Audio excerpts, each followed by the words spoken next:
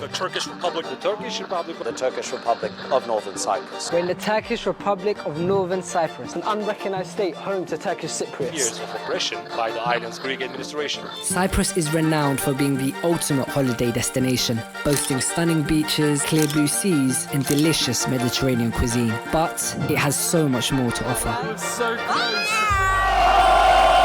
Galatasaray loser! North Cyprus, the best drift racing. What the hell did we walk into? See that flag on that side of that mountain? That's where we're going. I'm in water. I feel sick. I see it.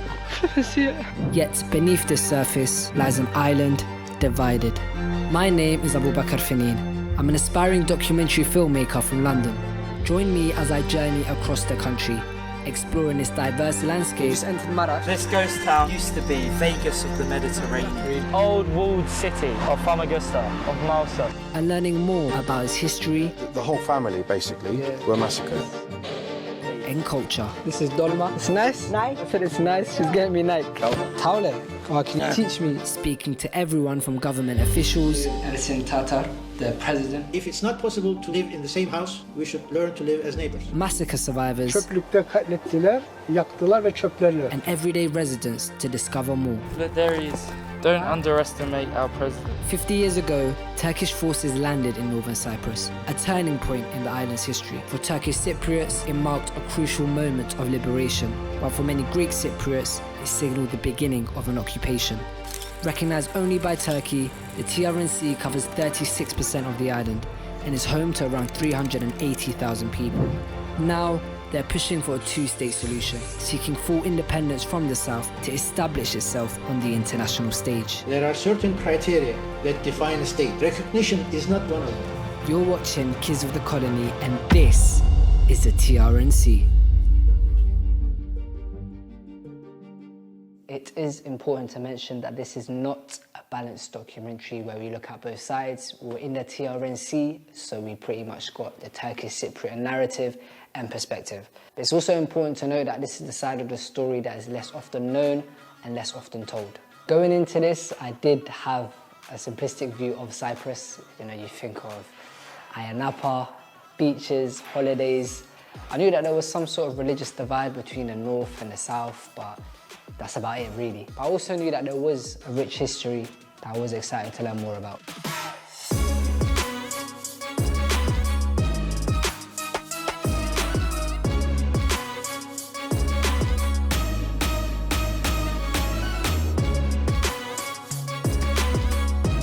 No direct flights. The first issue of the TRNC's lack of recognition hit us pretty much straight away. So in the airport in Turkey right now, in Istanbul, because we have to take a transfer flight, we don't have a choice because in order to get into North Cyprus, we have to go through Turkey. So We'll return to the issue of direct flights later, but for now, it's time to catch the next one. Next stop, TRNC.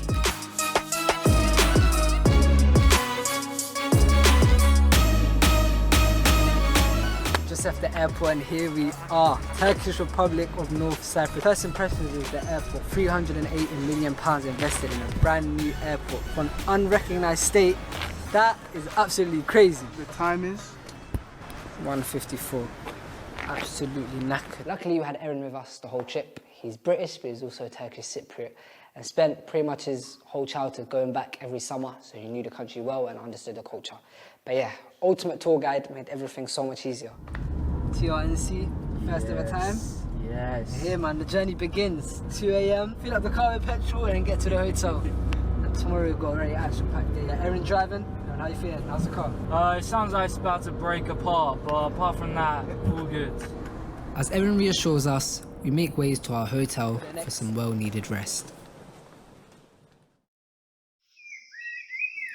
It's a sunny new day. What better way to start our journey than with a little adventure? You see that flag on that side of that mountain? That's where we're going. Yeah, on the flag. Watch, keep watching. I'm a pretty chill, nonchalant guy, but there's moments in my life where I lose the plot. And climbing that mountain, 100% was one of them. Erin told me about this flag and said it's the biggest flag in the world. So I was like, cool, we're gonna climb it. I must have thought we were joking because I remember we drove up to the flag, we parked up, he was like, okay guys, start filming. And I was like, nah, I meant, yo, we're going to the flag. At the start of our journey, let's go, man. That's where we're trying to get to. Yeah? Let's see how long it takes us. Hey! I've got the boot cuts, so I've got to roll them up and make sure I don't get rips in my trousers. Ay, ay, ay. Be careful at that bit. So the flag is painted on the sides of the Kyrenia Mountains. It's around 400 meters long and it's one of the largest painted flags in the world. And next to the flag is the phrase, Ne mutlu Türk'üm diyene. How proud I am to be a Turk. That pronunciation was so good. Türk'üm diyene. My new name is Mehmet. I'm basically Turkish. So no playbook has left me on my own to do this journey, but I'm basically Somali Bear Grylls. Ah, wallahi that hurts! Wallahi that hurts! Ah! Ah! Oh my god. I don't know if I'm allowed up here. It's in a military base. Something jumped. Wallahi, something jumped. Something jumped again. Yeah, love. Bismillah. Is this even worth it? My life? Bismillah. Bismillah. Bismillah. Bismillah. Look what I just did. Look what I just did. Oh! Oh! Wallah, how myself. Why did I do this? Oh my god, I see it. Well, I'm shaking. Look at my man just climbed. Okay, okay. Okay, I need to calm down. Feel sick. Feel sick. Alright, let's stop here. Keep watching to see if I make it to the top alive. Sounds being down on me. But for now, let's learn more about the TRNC. To start our journey, we visited the checkpoint in Lefkoşa, Europe's only divided capital. This border splits the city in two, with a militarized checkpoint and UN peacekeepers overseeing the crossing. Here we are at the border in Lefkoşa. About 100 meters that way, we're gonna be in the Republic of Cyprus, but right now we are in the TRNC. I'm not gonna lie to you, I was expecting something a bit more militarized, you know, barbed wires, watchtowers, but that doesn't take away from the significance of what this represents. The checkpoint symbolizes the Cyprus problem, the ongoing conflict between Greek Cypriots in the south and Turkish Cypriots in the north. Tourists taking pictures at the border. Picture opportunity. But how did we get here? We'll be aiming to uncover the history behind this divide and explore what the future might hold for Cyprus. But where did the division of Cyprus initially start? Okay, here's a quick overview. All starts with Cyprus's strategic location in the eastern Mediterranean, making it a prized asset for military and trade purposes. Cyprus lies on the crossroads of Europe, Asia and Africa, close to the Middle East and also to North Africa. It has military importance as it allows surveillance and control over trade routes in the Mediterranean, so everyone wanted it, including, surprise, surprise, the British. Good old British Empire. In 1878, the British acquired the island from the Ottomans and controlled it for many decades. Post-World War II, there was a global trend of decolonization, and the 1950s saw some Greek Cypriots pushing for union with Greece in a process called enosis. However, Cyprus was home to many other ethnic groups, and the British wanted some military control on the island due to its proximity to the Middle East. So they helped the Turkish Cypriots to stop Greece from taking over, and eventually, on the 16th of August 1960, Cyprus was given its independence. Greece, Turkey and Britain all agreed to not annex the island, and there was some hope that Cyprus would have a peaceful future. It's time to learn more about the TRNC's political situation, and who better to speak to than the president himself. Couldn't go to the TRNC without checking in with my guy, Mr. T, yeah? The big president, Mr. Tatar. Ersin Tatar has been president since October 2022 and strongly advocates for a two-state solution in Cyprus, with separate Turkish Cypriot and Greek Cypriot states. We deserve independence. We are fighters. We are fighting to exist within the Turkish Republic of Northern Cyprus. It was all very ceremonial, a little bit surreal. You know, a lot of security protocols, but they put us in a nice room for the interview, and yeah, it was time to talk.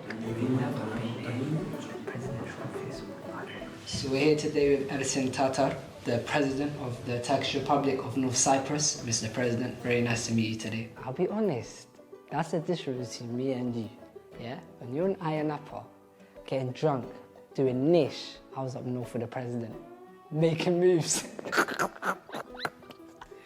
I would just like to start off, for people who may not know, what is the TRNC and who are the Turkish Cypriot people? Well, Turkish Cypriot people are one of the original ethnic people of Cyprus. In Cyprus, for centuries, you had the Ottoman Empire. Turkey Republic is the continuation of the Ottoman Empire. So we are desperately trying to establish the international community that there are two states in Cyprus, and the Republic of Cyprus just represents the Greek Cypriots, not Turkish Cypriots. Yeah.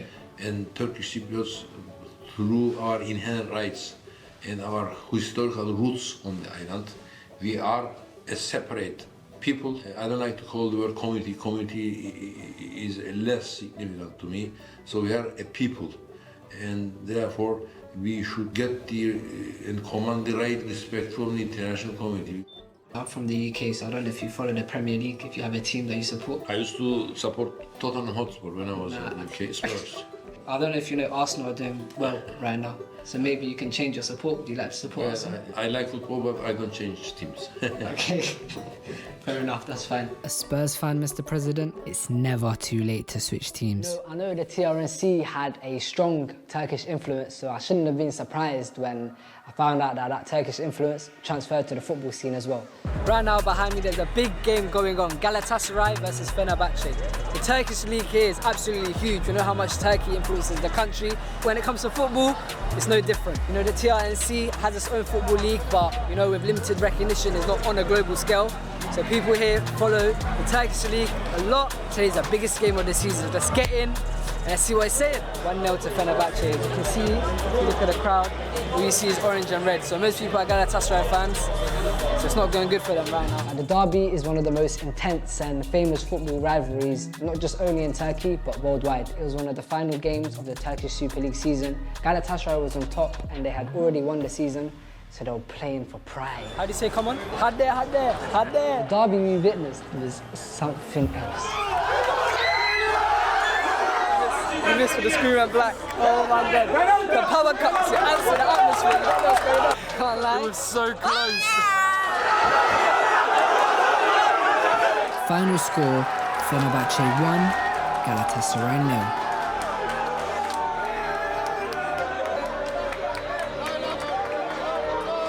Happy, go, let's win, let's win!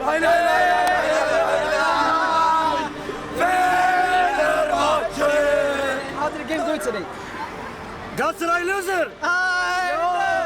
Finish, that's it! That's it! That's right, great. But yeah, the celebrations were chaotic. You had people hanging outside of cars, flags, flares, noise. You see these fans in front of us, we're just gonna follow them to see if there's any celebrations going on.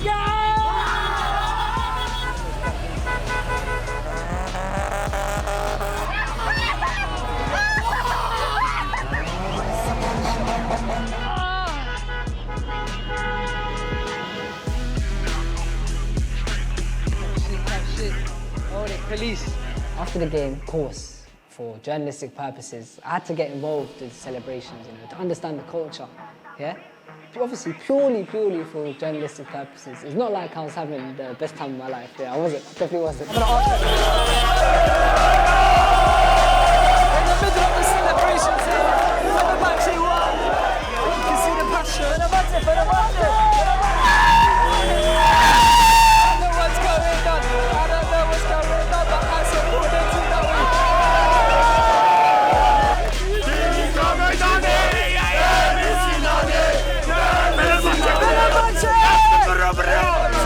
For life. It looks like AJ from Beta.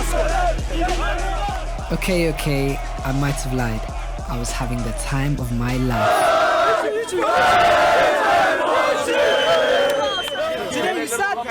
Sad. No sad. No.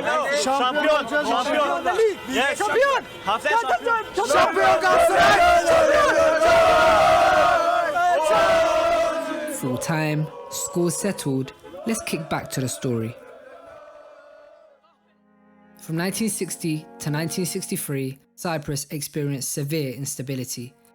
After Cyprus gained independence from Britain, Greek and Turkish Cypriots tried to share power, but tensions quickly escalated.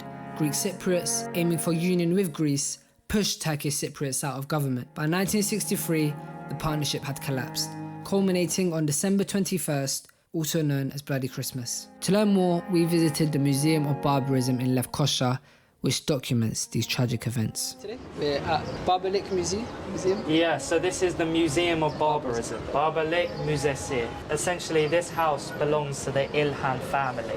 who were a Turkish family living in Cyprus during the early 1960s. And the father was a doctor that had come from Turkey to help in Cyprus. And during the bloody Christmas massacres, when the Greek Cypriots forced the Turkish Cypriots out of government, out of their villages, out of their homes, they came to this very house. And it was when the father, Major Nihat İlhan, was out. His family, his wife and 3 children, who were 6, 4, and the youngest was only a few months old. The Greek EOKA terrorist forces waited till he was out, and they came in and fired upon his family, who ran into the bathroom of their house and hid in the bathtub.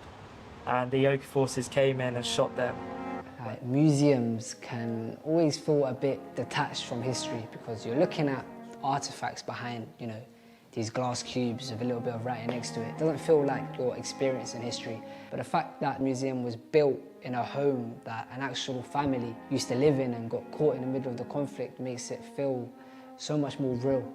It builds the history around a story, and that's what makes it powerful. It's a story of like an ordinary family caught in the most devastating, unordinary circumstances. It's important that this is not just one family or one story. This is one story of many. And what happened in quite recent times, you know, people think 50 years ago is a long time, but it really isn't when you realize that I went through this, I'm still living.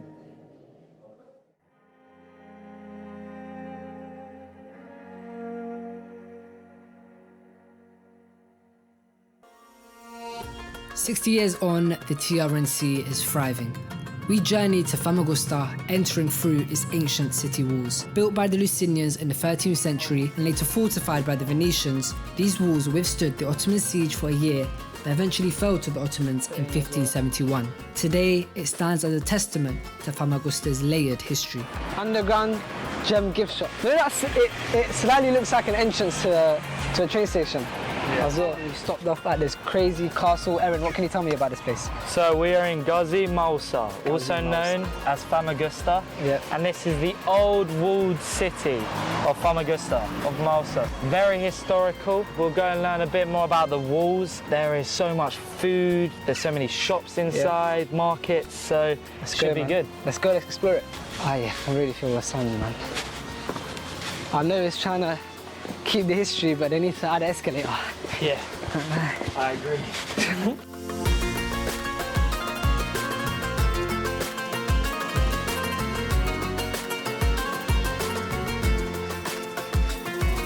So this is Gazi Mausa. It's all flat, it's one of the flattest points on the island, especially in the TRNC, but it's expanding dramatically, which is good to see. Do you know what's causing that? Or it's just development, more people living here, more people hearing about the TRNC, more people coming, foreign investment. Up we go. Okay, it's time for me to explore a bit of the local culture.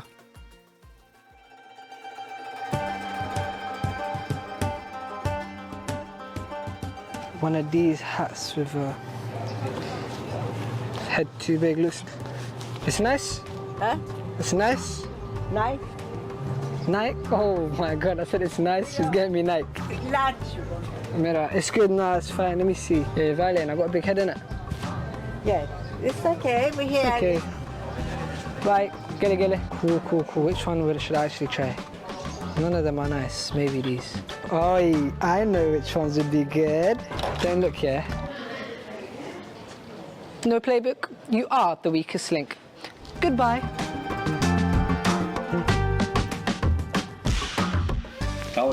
Taule. Oh, can you quickly Okay, but we are playing. teach me? Every time you visit this area, come here, sit here. Within 6 weeks, you are going to learn. 6 weeks? Yeah, at least. How about you play and I'll watch you? I Okay. can watch you play. Kaç oynadın? What is going on? Looks incredibly complicated. I'm seeing dice. Düşse 4. I'm seeing connect 4 pieces. 4 kağıt. 20 dash de like that. Thank you very much. You're welcome. Thank you very Bye-bye. much. Have a good day. So behind me is what used to be a cathedral built by Lusinian rulers in the 1300s. But in 1571, when the Ottomans came, they turned it into a mosque. Crazy to see, you can see the history of religion and how it developed in this area through this building. Cathedral on the outside, mosque on the inside. Mad. So on the outside, you have these like Gothic style cathedral, like stained glass windows. It's like the Notre Dame in France. And on the inside, it's like carpet and like a normal mosque. So on the outside, I was thinking, yo, like, this is kind of haram, like, I shouldn't be going into this. But when you get in there, alhamdulillah. Entering the mosque, gotta take off your shoes. There's a Northern Cyprus flag in the mosque. I don't know how I feel about that, but you can't say they're not patriotic. That's patriotism to the highest degree.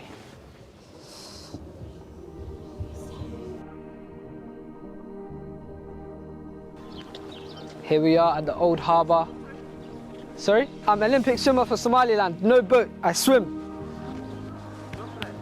Let's go. Place is absolutely beautiful, fam. See the mountains there, birds flying, these old boats. I'm not gonna lie to you, how do we get across? Oh, you get me jumping. Explorer. It's like Assassin's Creed. Yeah. Oh, hold on. Bismillah. Wallahi, I almost fell. Why did you let me do that? You're shaking as well. Yeah? This doesn't feel safe. Should I walk across that? You think I won't? In my Air Forces. Woo! Don't get excited. As we soak in the serene beauty of Kyrenia Harbour, it's hard to imagine that just beyond this peaceful coast are stories of a troubled past that changed the course of Cyprus's history. On the 15th of July 1974, Greece staged a military coup in Cyprus, ousting President Makarios and installing EOKA leader Nikos Sampson to push for Enosis, the island's unification with Greece. 5 days later, on the 20th of July, Turkey launched Operation Attila to prevent annexation and protect Turkish Cypriots, deploying 6,000 troops, tanks and artillery. Turkish Cypriots saw it as liberation, while Greek Cypriots viewed it as an invasion and an occupation. This is a Turkish helicopter that actually came to northern Cyprus in 1974, July 1974, when the Turkish forces came to help out the Turkish Cypriots. Here it is on display, right next to the coast where they came, where they flew in. That's why they stand here in this big monument, trying to memorialize the history that wasn't that long ago. So this is one of the actual ships that the Turkey Armed Forces, they came, the port right there in 1974. This is where the forces came. This is where they slept, this is where Turkish forces must have slept, man. Wow. The invasion led to northern Cyprus falling under Turkish control, triggering mass population shifts. 200,000 Greek Cypriots fled south and 50,000 Turkish Cypriots to the north. Ongoing distrust hindered political progress, with Turkish Cypriots declaring independence in 1983, forming the Turkish Republic of Northern Cyprus. Today, Cyprus is divided by a UN buffer zone, separating the Republic of Cyprus in the south from the TRNC in the north. Okay, let's shift gears back into the modern day. It's time to rev it up a little. I planned was to visit the mosque and film a bit there, but as we got closer, why did it sound like a NASA space station? Rockets going off. And I was like, what is going on here? Then we went to investigate more, and there was a whole car rally that was going on that we just happened to bump into.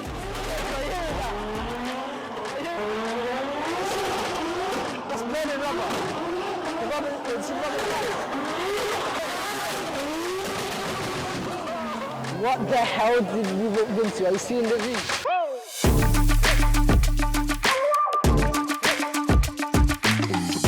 Bro, it was like Top Gear on crack. There was cars doing donuts and skids around the track in front of this beautiful golden mosque. Part of me was like, okay, this has got to be haram. And the other part of me was like, this is one of the craziest things I've ever seen. What's happening? What is this? I don't know anything. Drift, you know? Drifting, I know. Drift. Yeah. Two car together. Drifting drift. together. For the drift. And this, how often does this happen? Every year? Every year, yes, every year. So how long have you been going? Yeah, how long? Every year. Every year? Since when? Yes. When did you begin? No, I am not drift You're not a racer. driver, but you enjoy it, you watch Yeah. it. How long have you been watching? Every year. North Cyprus, best drift racing. When I heard TRNC was this unrecognised state, I had wrongly assumed that it was like not that developed. I know they had great universities and a booming tourism industry, but the car rally made me think like, yo, this country is crazy. It's got crazy like subcultures and scenes that just I wouldn't think would be there. I saw the Turkish Stig when I was out there. It was Ian Lahmacun. He just opened his visor. I must say that the food on the trip, throughout the trip, was amazing. It's my first time in Cyprus. It's my first full day today. Would you recommend any food? Because I tried Dolma. Dolma was very nice. Is there any other food? You can try sheftali kebab. Yeah. You can try some lahmacun. You can try some Turkish cuisine. What's your favorite? My favorite pratsa. Pratsa. Pratsa is a vegetable food, especially cooked with Turkish cuisine. And the second favorite is mulia.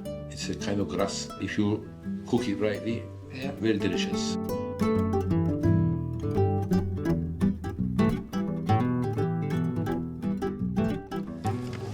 lie to you, the highlight of the trip so far, plastic straw. I'm sorry to the turtles, I'm sorry, but... You're gonna get us cancelled, TRNC cancelled. Oh, save the turtles, but I can't lie. Some of them have to go. We should be drinking is ayran. Ayran, this is... Turkish drink. So this is, wait, say that again, Aaron. Makarona pulli. Makarona pulli. Yeah, so that's macaroni with grated hellim, halloumi, otherwise known as halloumi, and chicken.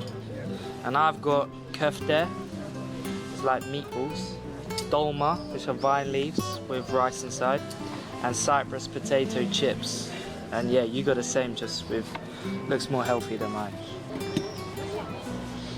Slippery.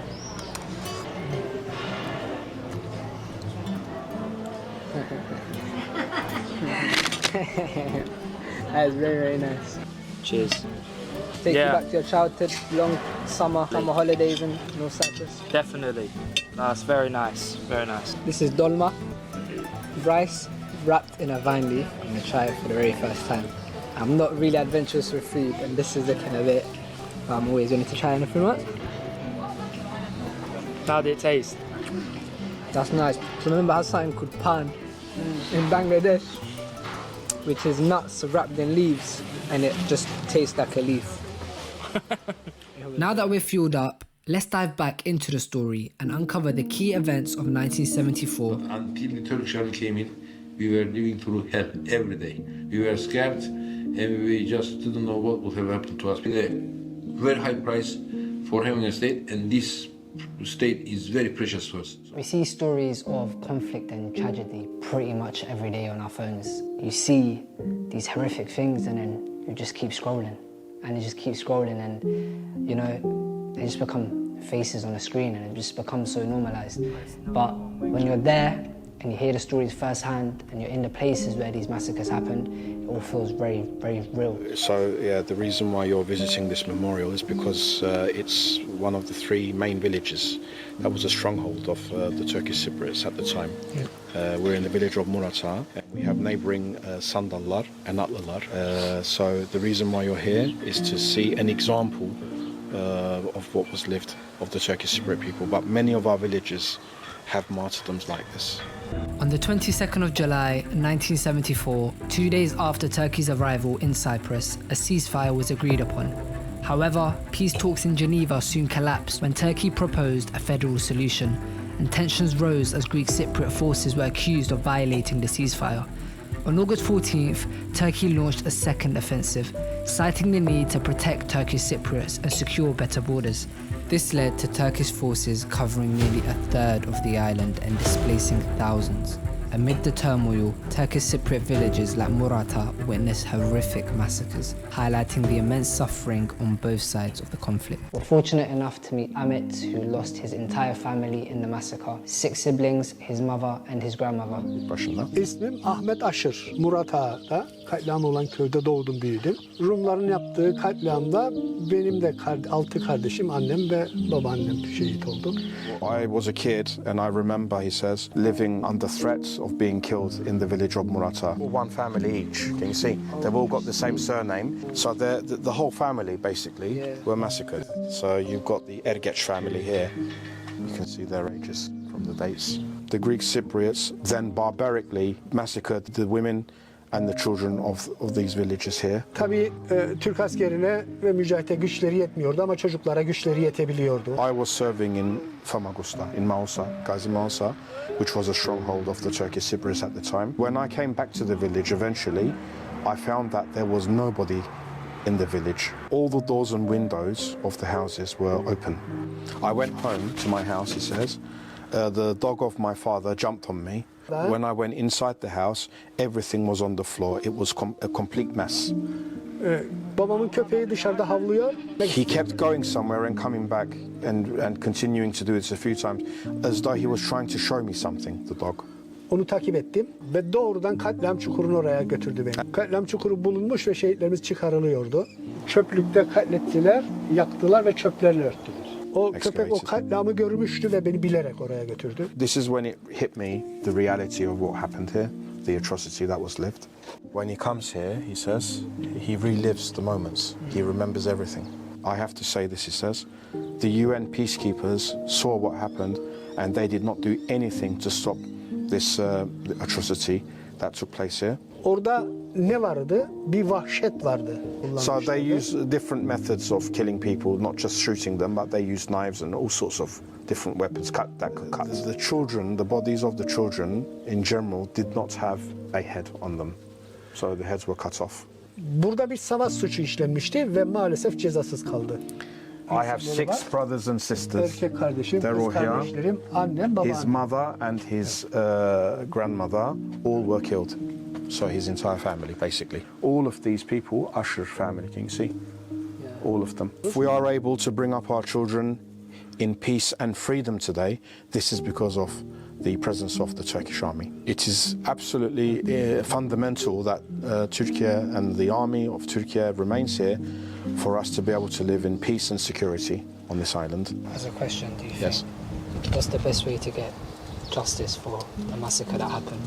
At the time, there needed to have been prosecutions, there should have been court cases, the perpetrators should have been arrested and brought to justice. However, this was not done. Instead, they were awarded medals for their services. Yeah. Some people say do not live in the past, but he says it's not living in the past, it's taking lesson from the past. Because if you don't take lesson, it can be repeated. This was a primary school. All the children of this school have been martyred. We have preserved the desks, the tables and chairs of where the students, the kids used to sit. Come in close. That's crazy, they never knew that this was going to be the last thing that they were going to write. 9 years old, 12 years old. And in that moment, I realized that I couldn't scroll past or I couldn't ignore. I had to sit, reflect, listen, and let it settle in, no matter how disturbing it sounded at the time. It's crazy, man, just seeing all the faces, a whole classroom of kids just gone, like, waking up, going to school, playing in the playground, and then the next minute they're all gone. Our whole class, our whole school just wiped out. And it's important to have places like this, man, to remember them, to remember the story, because, yeah, as the man was saying, if you don't teach history, then there's a good chance that history might repeat itself. And you don't want the things that happen here to be repeated, ever. As you can see, the massacres, we didn't just find them alone. It was reported on by international foreign press, British, French, German as well. The thing is that hits me, sometimes the media can be quite polarising, but all of them saw it as a massacre. Yep. Big hollows, massacre committed, that's by the UN. All my life, I have not encountered such a disaster of barbarism. I've not seen anything like this in my life. What upsets me and angers me most as a Turkish Cypriot is that the way the story of Cyprus is told is that Turkey randomly decided to come one day and occupy and invade the island of Cyprus. This is the truth, this is the history. They didn't just randomly come because they felt like it. It was to prevent genocides and massacres from happening across the island against all Turkish Cypriots. And unfortunately for these 126 Turkish Cypriot men, women and children, they weren't able to reach them in time. And this was the result. But thankfully, there's been 50 years of peace now, and that's just something that can't be ignored or forgotten. Yeah, not anymore. To learn more about the TRNC's geopolitical future, I met up with the Foreign Minister, Tahsin. He's known for his assertive and sometimes uncompromising stance. You know, he emphasizes the importance of strong ties with Turkey and is also an advocate for two-state solution. And he thinks that's the only way, the only future for the islands. For years and even today, the international audience still tries to convince us that we are Cypriots, and we keep telling them that there is no national identity called Cypriots. Cypriotness is a geographic identity. If you're a Cypriot, your national identity is either Turkish Cypriot or Greek Cypriot, or Armenian or Maronite. As you see, there are two flags here. This is our state flag, the flag of the Turkish Republic of Northern Cyprus. The Turkish flag has always been our flag. That's our national flag. Turkish Cypriot people are an inseparable part of the Turkish nation. We came to this island centuries ago from Anatolia. We didn't come here from the moon. And we are the Turkish Cypriot state, but we are treated as if we are a community of that Greek Cypriot state that pretends to be the Republic of Cyprus. If anyone misses this point about Cyprus, they have no idea about what the Cyprus problem is all about. What was particularly surprising to me is when he said that he was Turkish. Coming into this documentary, I was really interested in, trying to explore what the Turkish Cypriot identity meant and what that looks like today. But to him, it seemed like it didn't mean much. But he said, I'm a Turk living, who happens to live in Cyprus, and that's what makes me Turkish Cypriot. The most important country in the world for us, Turkey, recognizes the TRNC. Okay, this is not enough, obviously.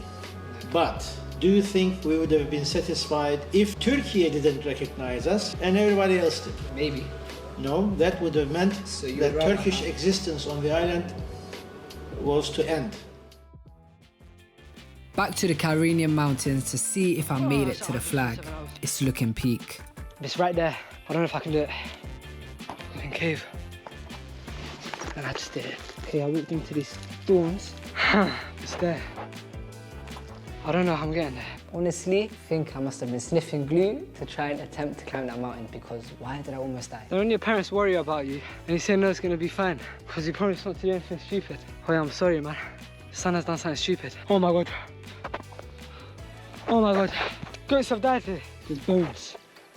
I'm scared there's some beast, some wolf blood beast up here. But I'm a wolf blood myself. I promise that I'll keep, I'll never share, I'll never speak. To my grave the secret goes. The buzz of that animal can't be a cricket. I see it.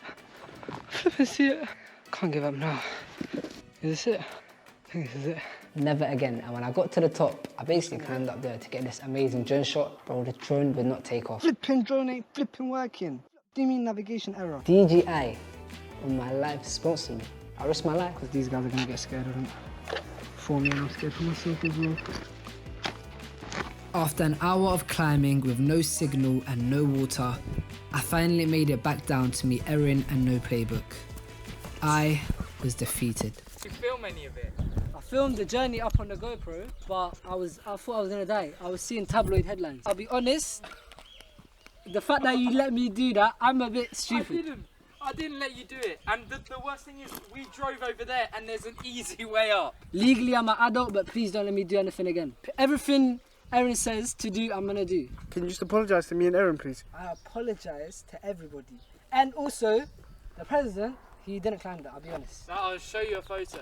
He's literally standing the photo, by it. it's Photoshop. If the president climbed that, then I think the TRNC, I will personally get recognition in the next 3 to 5 working days. I'll show you the photo. No, you got to show me video. Nah, he took a helicopter. Look, there he is. He's on top. How did he get there though? He ran. Don't underestimate our president. Whilst climbing, I wanted time to fly. However, in our next destination, time stood still. When Erin told me that we were going to a ghost town, I'm not gonna lie, I was gassed. It sounded cool, like a ghost town, like something from a movie. So we just entered Marash and we're hiring a bicycle. I think you should get one with a little basket on it. The brakes. Let's go this one.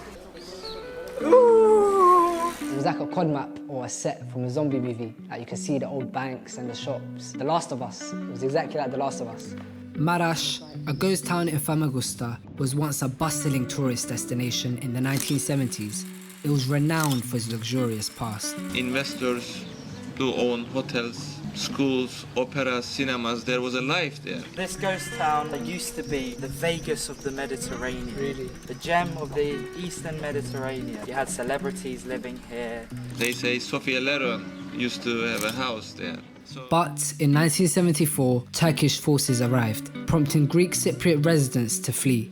The town was then sealed off by Turkish military, leaving Marash uninhabited and untouched for decades, its buildings decaying and streets overgrown. Companies here that don't even exist anymore. Barclays Bank, that's my bank. Actually, they're not sponsoring this video. Toyota, right behind me, it's mental. Then at some point it hit me that not too long ago people were actually living here and they were displaced. You look down there, completely abandoned. It's like wildlife has taken over the town again. Literally. It was also a harsh reminder that it was not only Turkish Cypriots that were affected by the conflict, because the city used to be home to Greek Cypriots who had to migrate to the south. There's loads of Greek Cypriot hotels here, we cannot deny that.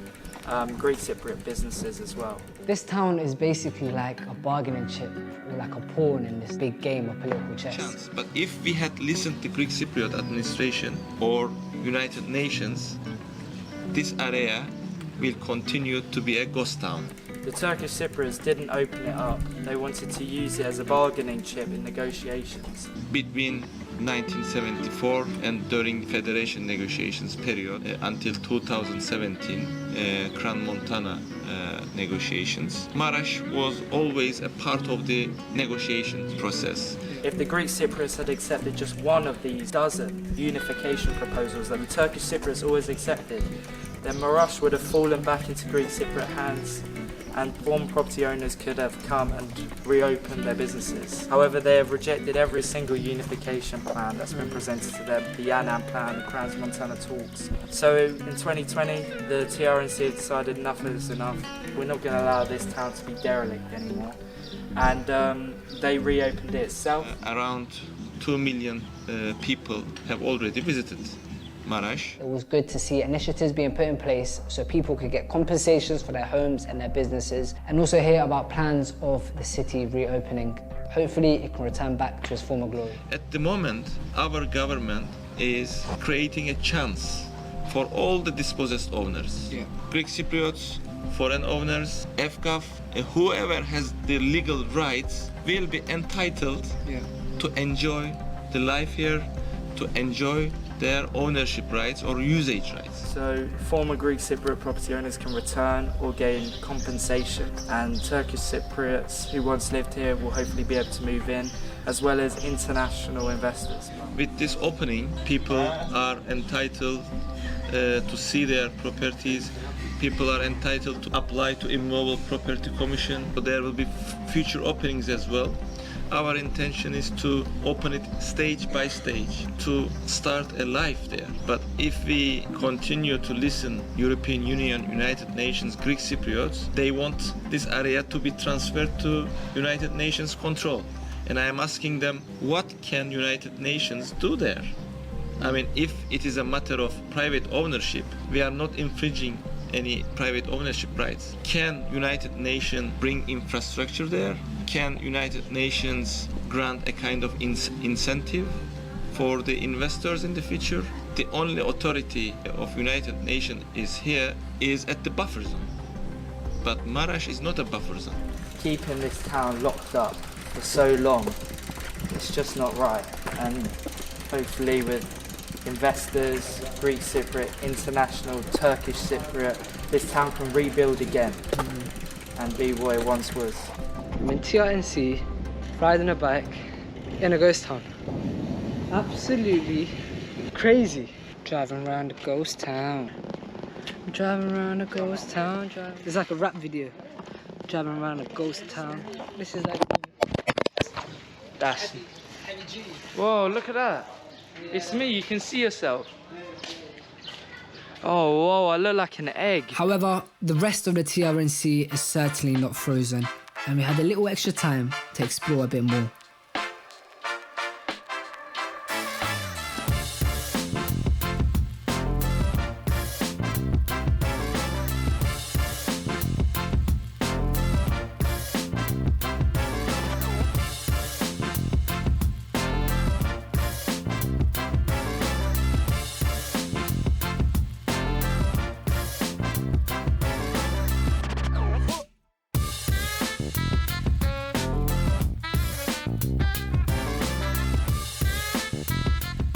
We returned to the checkpoint in Lefkoşa, this time to the Ledra Palace crossing.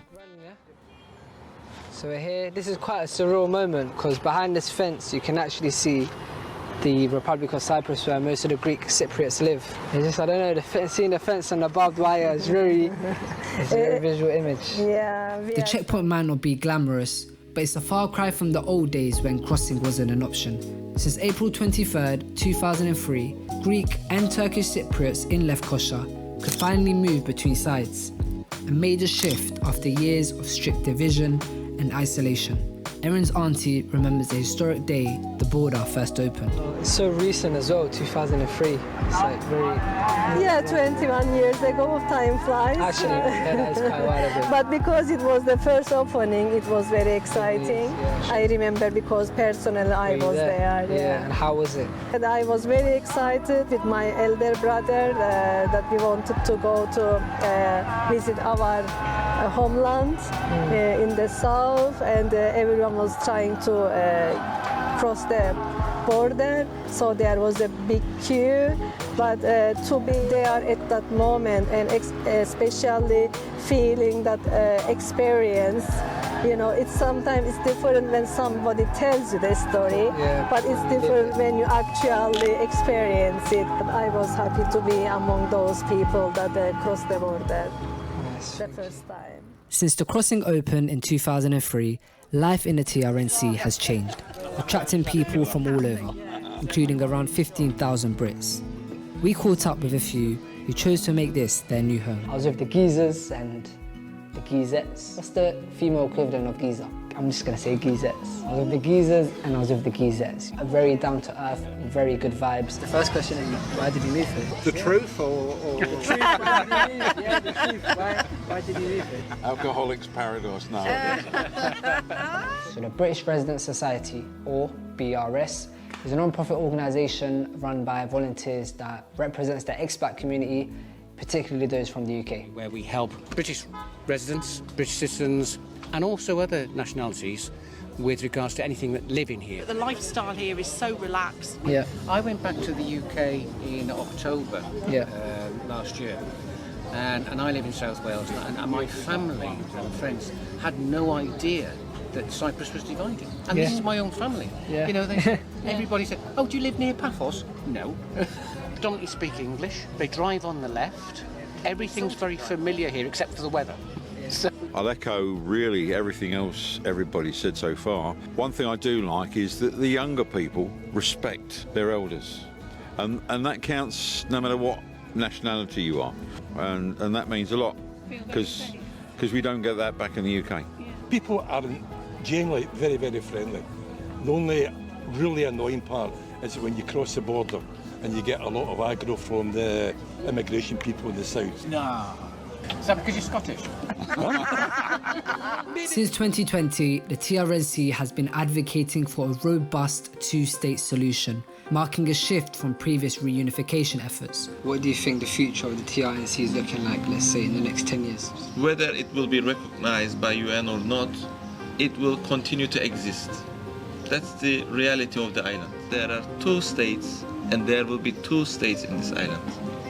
And what we want, a good cooperation, good relations with our neighbors. Future of Cyprus will be based on this reality. To explore this change and its impact, I spoke with the President and Foreign Minister for their insights. What's important is to criticize those who have given the Greek Cypriots this opportunity to pretend to be the Republic of Cyprus. They are the ones who are responsible for the continuation of the Cyprus problem. Not the Greek Cypriots, but the P5. How can you keep that strong relation with Turkey as well as getting recognised by other countries? Because that is the ultimate aim, don't you think so? Sure, that's our ultimate aim, but that's not, it will be possible, but it won't be possible tomorrow. There are certain criteria that define a state. Yeah. Recognition is not one of them. Because according to international law, international principles, if you have your own land, if you have your own democracy, if you have your own state, and if you have got your own people, and we have, because Turkish Cypriots have got their own language, religion, culture, history, so we are a people, all these fundamentals basically are a proof that the Turkish Cypriots deserve to have a state.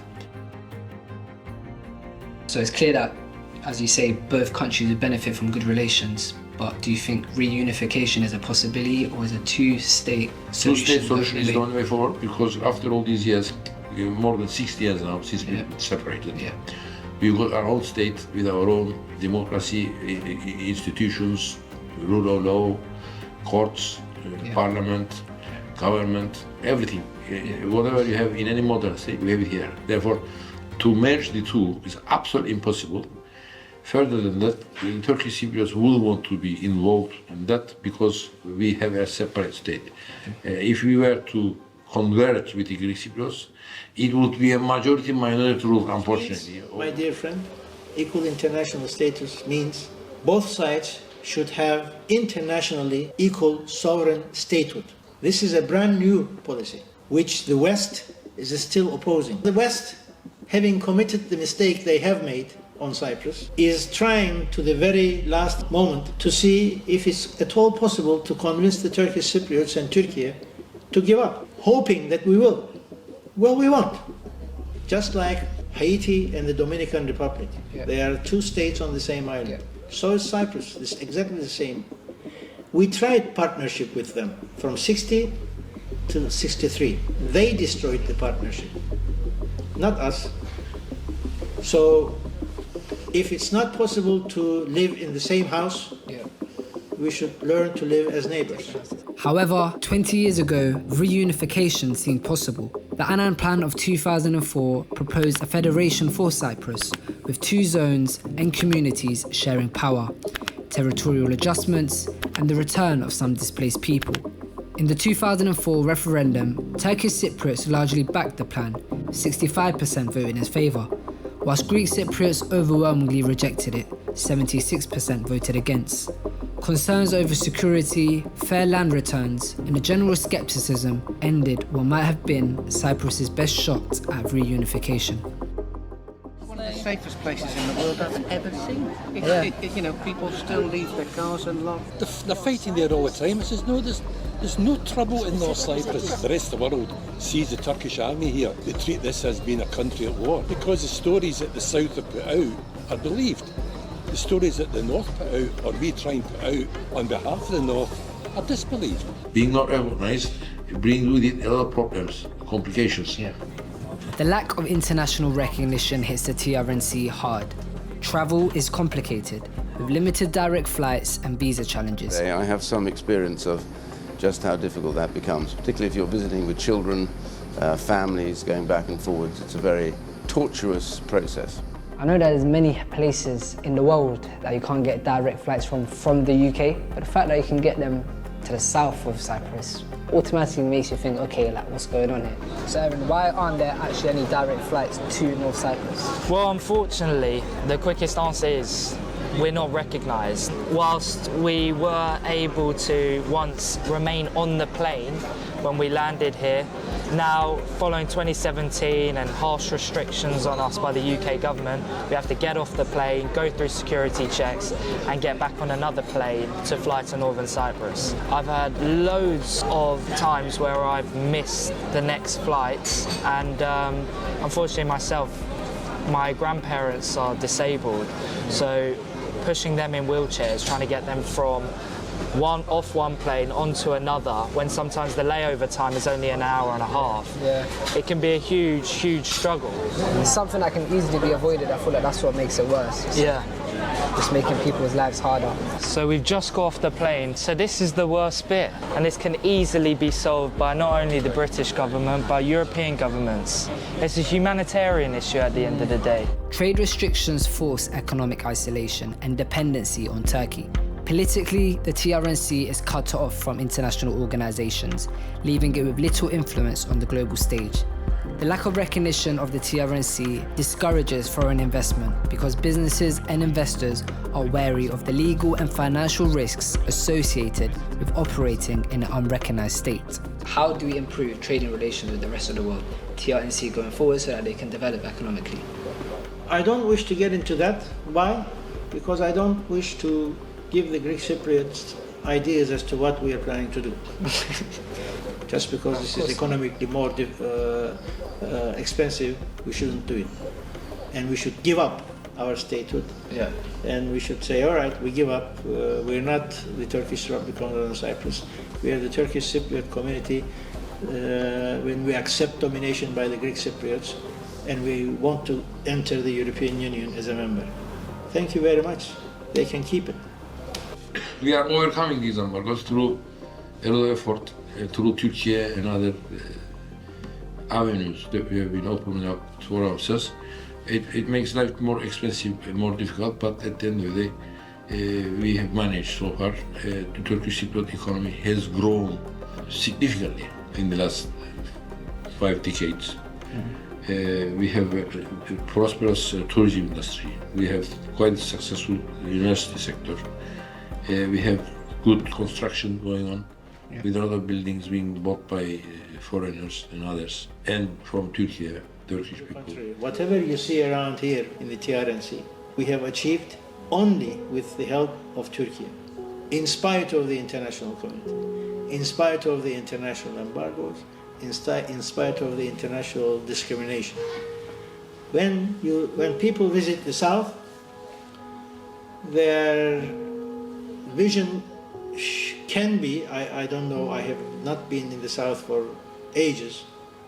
I refuse to go there. They may see a country that is more up to standards of the European Western world. People who go to Cyprus for their holidays, it's the South they're going to, and they're actively deterred from going over the border. They say it's not safe, you'll be poisoned.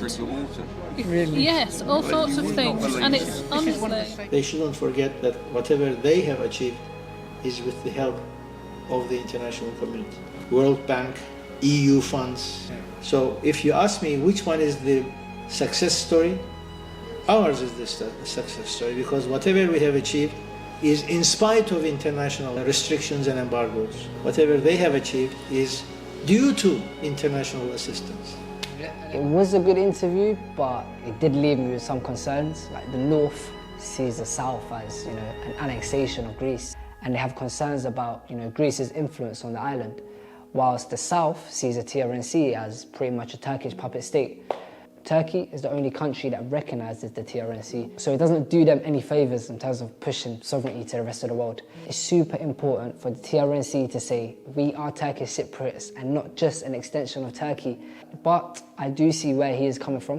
When Turkey is the only country supporting you militarily, financially and politically, it's difficult not to be attached to that. My 3-day trip of the TRNC has come to an end and I'm exhausted. It's been a crazy adventure, but now it's time to head off back to the airport and catch my flight back to the UK. Yeah, do you hear that?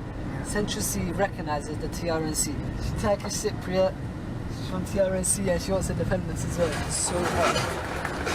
I'm complaining now, wait till we get to the UK. Aaron, you see me little shot? Yeah, I have to admit, the last airport did not have these many global brands. You're looking around, you're seeing Ray-Ban, Tommy Hilfiger, even Kylie Jenner's cosmetics is here in the TRNC. Sorry TRNC. Sorry TRNC. Babe Ruth. All right, he's pitching now. It's Finney and it's working Finney pitching for the New York Yankees, and he knocks it out of the park. He knocks it out of the park and gets a home run. What are you saying? Oh, the frequency of pi is up. I don't know, glasses, like, they just make you seem intelligent. Like, now, I seem like a real presenter. The TRNC's development is limited by the trade embargoes. And having met the Prime Minister, I will be going into these factors. You know, I've got to support TRNC official kit. Let me just check the price. I'll support in different ways, like this documentary and stuff like that.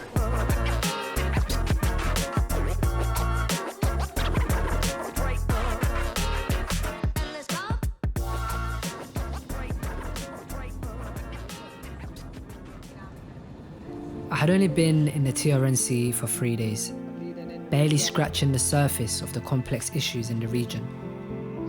But I left with a deeper understanding of the Turkish Cypriot perspective. Cyprus is an island divided, split in two by a border of barbed wire and military presence. The past is one of suffering and conflict on both sides. People lost homes, families, and now they are desperate not to lose their identity. But this is not a country that is currently at war. It is a country of people striving for self-determination and have been doing so for many decades. But now it feels as if there's been a shift. Politically, the path forward remains uncertain, with debates over recognition, independence and reunification still ongoing. Yet, despite the challenges, the TRNC is alive, vibrant with culture, driven by its people and fueled by a passion for a better future. Maybe it's time the world finally took notice.